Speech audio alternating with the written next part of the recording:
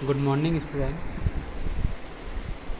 हम पिछली क्लासों में monohydric alcohol and dihydric alcohol के बारे में देख चुके हैं।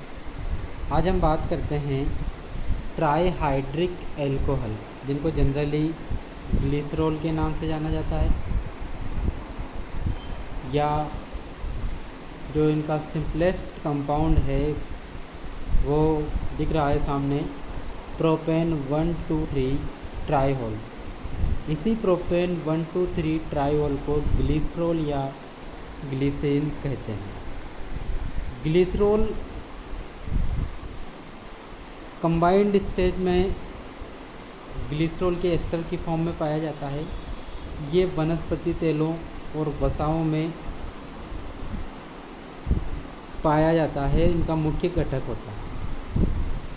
ग्लिसरॉल के जो उच्च कार्बनिक या हायर कार्बोक्सिलिक एसिड के साथ जो एस्टर होते हैं, इन्हें वसा के नाम से जाना जाता है। जैसे स्टेरिक एसिड के साथ ट्राई स्टेरिन, पॉमिटिक एसिड के साथ ट्राई पॉमिटिन और ओलिन एसिड के साथ ट्राई ओलिन एस्टर की फॉर्म में पाया जाता है। बनाने की मेथड की बात करें हम, तो जो वसा होती है या जो एस्टर होते हैं उच्च वसीय अम्लों के ग्लिसरॉल के साथ, उनके साबुनीकरण द्वारा इसको बना सकते हैं। तो जब इन वसा या ग्लिसरॉल के जो ट्राई एस्टर है, इनकी सोडियम हाइड्रोक्साइड के साथ रिएक्शन करवाई जाती है तो साबुन बनता है, या कार्बोक्सिलिक अम्लों का सोडियम लवण बनता है, साथ में ग्लिसरॉल इसका बाई प्रोडक्ट के रूप में बनता है। सेकंड, शर्करा के किण्वन से इसको हम लोग शुगर के फर्मेंटेशन के द्वारा भी बना सकते हैं। जैसे हम शर्करा के किण्वन से इथेनॉल बनाते थे, उसी तरह से शर्करा का ईस्ट के साथ किण्वन कराते हैं, जिससे ग्लूकोज या फ्रुक्टोज में टूट जाती है सुक्रोज। उसके बाद सोडियम सल्फाइड और ईस्ट की प्रेजेंस में जब इसको रिएक्ट करवाया जाता है तो ये ग्लिसरॉल का फॉर्मेशन करता है। थर्ड जो मेथड आती है सिंथेसिस की, वो होता है तत्वों द्वारा। जब कार्बन और हाइड्रोजन से को विद्युत आर्क में से प्रवाहित किया जाता है तो एसिटिलीन बनती है। इस एसिटिलीन को Hg2+ और अम्लीय माध्यम में जल के साथ रिएक्ट करवाते हैं तो मेथनॉल बनता है। मेथनॉल के ऑक्सीडेशन द्वारा एसिटिक एसिड और एसिटिक एसिड के कैल्शियम हाइड्रोक्साइड के साथ रिएक्शन करके इनका कैल्शियम सॉल्ट बना लिया जाता है। कैल्शियम सॉल्ट के शुष्क आसवन द्वारा कीटोन बना लिया जाता है। कीटोन के अपचयन से 2-प्रोपेनॉल बना लिया जाता है। 2-प्रोपेनॉल का डिहाइड्रेशन करवाकर प्रोपीन बनाते हैं। प्रोपीन का 500 डिग्री सेंटीग्रेड पर क्लोरीन के साथ रिएक्शन करवा के 3 क्लोरोप्रोपीन बनाते हैं, जिसका सोडियम कार्बोनेट के साथ रिएक्शन करवा के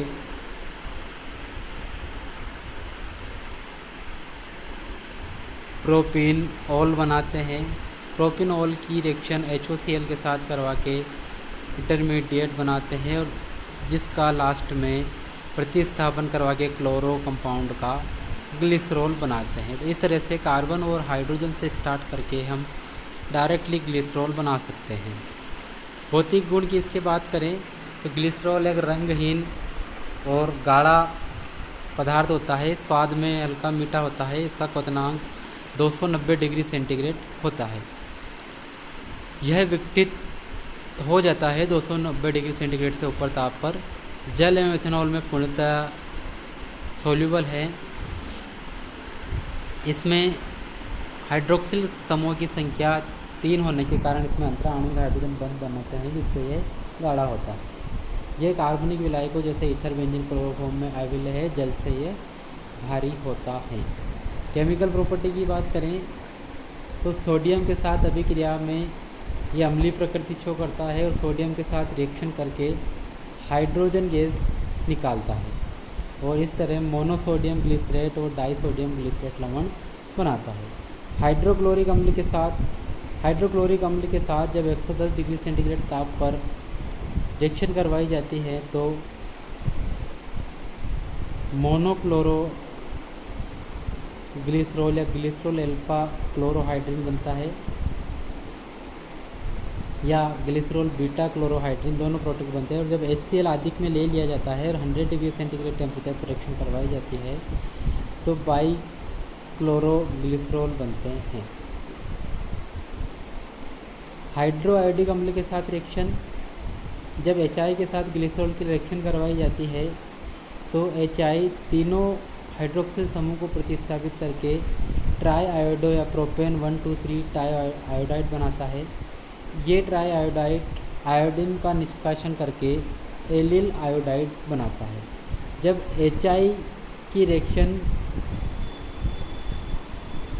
HI के 3 मोल लिए जाते हैं तो प्रोडक्ट एलिल आयोडाइड होता है। और जब HI को अधिक मात्रा में लिया जाता है तो ये एलिल आयोडाइड आगे वापस HI से रिएक्शन को एडिशन रिएक्शन देता है और बना हुआ 1,2-डाई आयोडो प्रोपेन कंपाउंड आयोडीन का निष्कासन करके 1 प्रोपिन बनाता है, जो वापस HI से रिएक्शन करके आइसोप्रोपिल आयोडाइड बनाता है। इंपॉर्टेंट रिएक्शन है कि जब अपन 3 मोल HI के साथ रिएक्शन करवाएंगे तो एलिल आयोडाइड बनेगा, और जब अपन एक्सेस में HI का यूज़ करेंगे तो आइसोप्रोपिल आयोडाइड बनेगा। नाइट्रिक अम्ल के साथ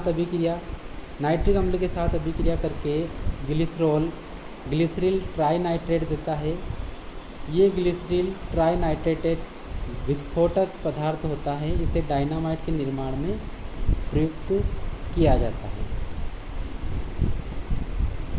ऑक्जेलिक अम्ल से रिएक्शन, जब ग्लिसरॉल को ऑक्जेलिक अम्ल के साथ रिएक्ट करवाया जाता है तो यह 120 डिग्री सेंटीग्रेड पर तो इसका एक हाइड्रोक्सी ग्रुप एक COOH ग्रुप के साथ रिएक्शन करके ग्लिसरॉल मोनोऑक्सलेट बनाता है। इस ग्लिसरॉल मोनोऑक्सलेट को जब गर्म किया जाता है तो ये ग्लिसरॉल मोनोफॉर्मेट बनाता है। ये ग्लिसरॉल मोनोफॉर्मेट हाइड्रोलिसिस करवाने पर वापस ग्लिसरॉल और फॉर्मिक अम्ल बनाता है। लेकिन जब अभिक्रिया 260 डिग्री तापमान पर करवाई जाए तो प्रोडक्ट कुछ और ही होता है। 260 डिग्री पर दोनों ही COOH ग्रुप रिएक्शन करेंगे और ग्लिसरीन डाइऑक्सिलेट बनाएंगे। ये ग्लिसरीन डाइऑक्सिलेट कार्बन डाइऑक्साइड का निष्कासन करके एलिल अल्कोहल बना लेता है। नेक्स्ट जो इसकी अभिक्रिया आती है वो पोटेशियम हाइड्रोजन सल्फेट के साथ ग्लिसरॉल अभिक्रिया करके जल का अणु निकाल देता है और एक्रोलिन नामक पदार्थ बनाता है। इस अभिक्रिया की मैकेनिज्म की हम बात करें तो मैकेनिज्म इस तरह से होगी, देख सकते हैं हम। पहले एक OH ग्रुप का प्रोटोनेशन होगा और हाइड्रोक्सियम आयन बनेगा, फिर दूसरे H+ का निष्कासन होगा और डबल बॉन्ड क्रिएट होगा। उसके बाद टोटोमराइज होके कार्बोनिल कंपाउंड बनेगा। लास्ट में वापस जल का अणु निकलेगा और एक्रोलिन का फॉर्मेशन होगा। नेक्स्ट इसकी जो रिएक्शन आती है वो आती है एसिटिलीकरण। जब ग्लिसरॉल को एसिटिल क्लोराइड अथवा एसिटिक एनहाइड्रेट के साथ गर्म किया जाता है तो ग्लिसरील ट्राई एसीटेट बनता है। फॉस्फोरस हैलाइड के साथ अभिक्रिया करके ये 1,2,3 ट्राइक्लोरोप्रोपेन बनाता है। ऑक्सीकरण, ग्लिसरॉल में 2 प्राथमिक और एक द्वितीयक एल्कोहली समूह उपस्थित होने के कारण ऑक्सीकृत होकर अनेक उत्पाद बनाता है। प्राथमिक एल्कोहल सर्वप्रथम एल्डिहाइड में ऑक्सीकृत होते हैं, हम लोग जानते हैं। उसके बाद कार्बोक्सिलिक अम्ल में, जबकि द्वितीयक एल्कोहल सीधे ही कीटोन समूह में ऑक्सीकृत होते हैं। लेकिन वास्तव में जो प्रोडक्ट बनता है वो ऑक्सीडेटिव एजेंट की या ऑक्सीडेशन जो एजेंट अपन काम में ले रहे हैं उसकी नेचर पर निर्भर करता है। ऑक्सीडेशन के लिए हम जब तनु नाइट्रिक अम्ल के साथ करवाते हैं तो ग्लिसरिक अम्ल तथा टार्टोनिक अम्ल बनते हैं। जब हम सांद्र नाइट्रिक अम्ल के साथ करवाते हैं तो ग्लिसरिक अम्ल बनता है। जब हम अम्लीय KMnO4 के साथ करवाते हैं तो ऑक्जेलिक अम्ल तथा कार्बन डाइऑक्साइड बनती है। और जब हम ऑक्सीडेशन फेंटोन अभिकर्मक यानी कि H2O2 प्लस FeSO4 के साथ करवाते हैं या ब्रोमीन जेल या सोडियम हाइपोब्रोमाइड के साथ करवाते हैं तो ग्लिसरॉल को ग्लिसरॉल्डिहाइड तथा डाईहाइड्रोक्सी एसीटोन में ऑक्सीकृत हो जाता है, जो एल्डोल संघनन द्वारा अल्फा एक्रोस या DL फ्रक्टोस बनाता है।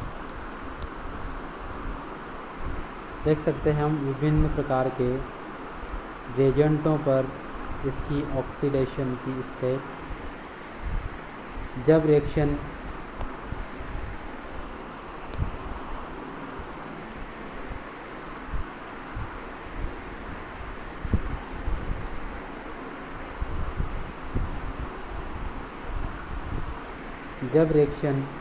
तनु HNO3 से करवा रहे हैं तो ग्लिसरॉल्डिहाइड बन रहा है। ग्लिसरॉल्डिहाइड का आगे ऑक्सीडेशन करवाने पर ग्लिसरिक अम्ल बनता है, जो आगे ऑक्सीडाइज होकर टार्टोनिक एसिड देता है। टार्टोनिक एसिड आगे ऑक्सीडाइज होकर मीज़ोऑक्सैलिक अम्ल बनाता है। या हम सीधा ही KMnO4 की प्रेजेंस में ऑक्सीडेशन करवाएं तो डाईहाइड्रोक्सी एसीटोन बनता है। ये डाईहाइड्रोक्सी एसीटोन ऑक्सीडाइज होकर मीज़ोऑक्सैलिक अम्ल बनाता है। मीज़ोऑक्सैलिक अम्ल आगे ऑक्सीडाइज होकर ऑक्सैलिक अम्ल बनाता है, जो आगे CO2 और H2O में टूट जाता है। जब हम ऑक्सीडेशन ब्रोमीन की प्रेजेंस में करवाएं तो डाईहाइड्रोक्सी एसीटोन बनता है। ये डाईहाइड्रोक्सी एसीटोन और ग्लिसरॉल्डिहाइड बनता है। ये दोनों 0 डिग्री सेंटीग्रेड पर हाइड्रोक्साइड आयन के साथ अल्फा एक्रोस या कंबाइन होकर DL फ्रक्टोस बनाते हैं।